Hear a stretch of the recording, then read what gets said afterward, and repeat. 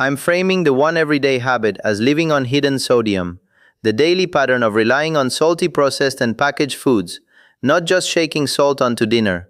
That's the strongest shared mechanism for all three parts of the title, because excess sodium can promote fluid retention and leg swelling, raise blood pressure, and increase the burden on kidneys that are already responsible for filtering sodium and extra water out of the body.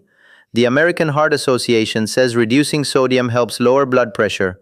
Most sodium comes from packaged and processed foods, and it recommends no more than 2,300 milligrams per day, with an ideal limit of 1,500 milligrams for most adults, especially those with high blood pressure.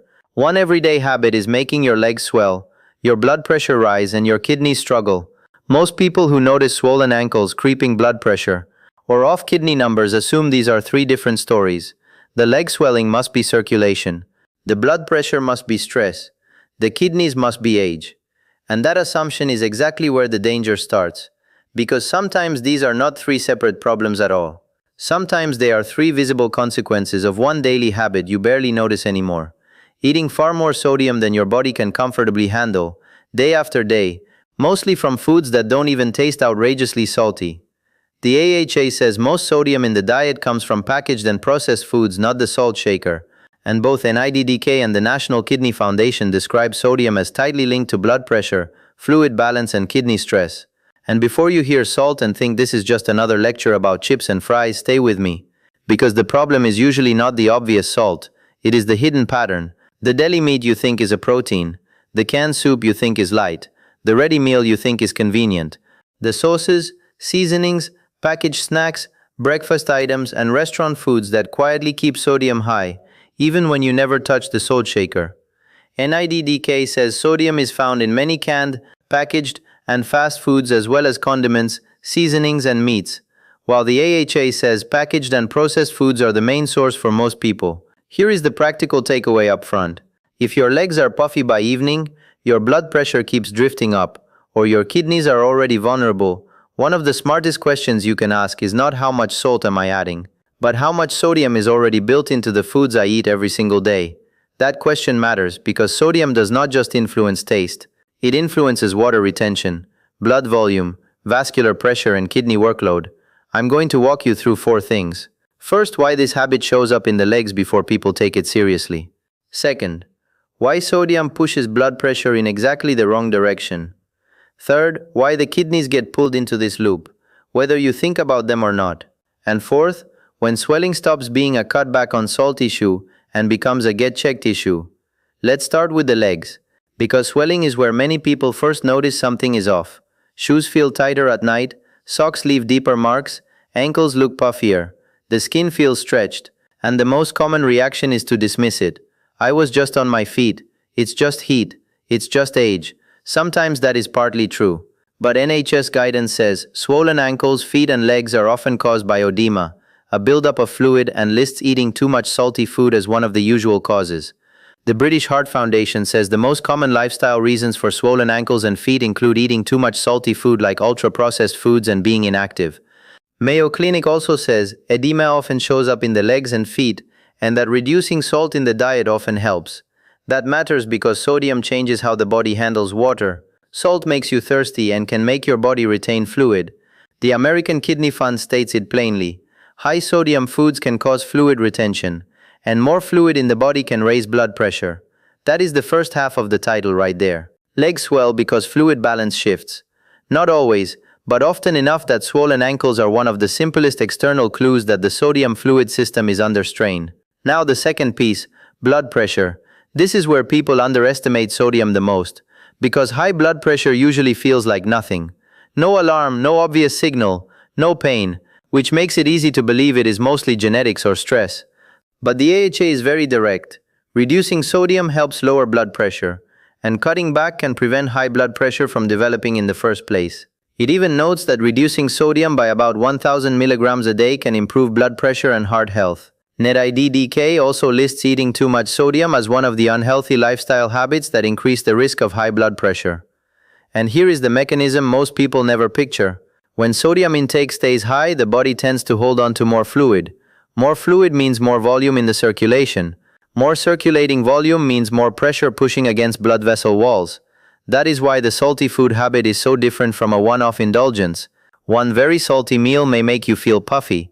A high sodium pattern repeated daily is what helps build the blood pressure problem. Now comes the third piece, and this is where the kidneys enter the story. One of the kidney's core jobs is to filter blood, remove waste, and get rid of extra water and sodium through urine. NIDDK says healthy kidneys remove wastes and extra water to make urine, and its sodium guidance says one of the kidney's important jobs is to filter sodium out of the body and into the urine. So what happens when this system gets stressed? First, if blood pressure stays high, it damages and narrows blood vessels throughout the body, including in the kidneys. NIDDK says high blood pressure can constrict and narrow kidney blood vessels, reducing blood flow. Second, once the kidneys are damaged, they become less able to remove all wastes and extra fluid. That extra fluid then raises blood pressure even more, creating what both NIDDK and the National Kidney Foundation describe as a dangerous cycle. That is the sentence I want you to remember. The same habit that raises pressure can make the kidneys worse, and worse kidneys can make the pressure worse. That is why this title works as one story, not three. High sodium can push fluid retention. Fluid retention can worsen swelling. More fluid can raise blood pressure. High blood pressure can damage the kidneys. And damaged kidneys can hold on to even more salt and fluid. This is also why people get fooled by normal foods. They imagine the problem is restaurant fries or obviously salty snacks. But the hidden sodium habit is usually more ordinary than that. It's the pattern of choosing foods where sodium is built in before you ever taste them. The AHA says most sodium comes from packaged and processed foods, while NIDDK points to canned, packaged, fast foods, condiments, seasonings, and meats as common sources. So the person who says, "I don't even eat that much salt," may still be eating a high sodium diet every single day. And this is where the kidneys become especially important after a certain age. Because early kidney disease often causes no symptoms. NIDDK says early chronic kidney disease may not have symptoms at all. By the time swelling starts showing up from kidney-related fluid retention, the body may already be struggling to manage salt and water properly. It specifically notes that edema can happen when the kidneys cannot get rid of extra fluid and salt, and that edema may appear in the legs, feet, and ankles. So if you are looking down at your ankles and telling yourself it is probably nothing, that may be true.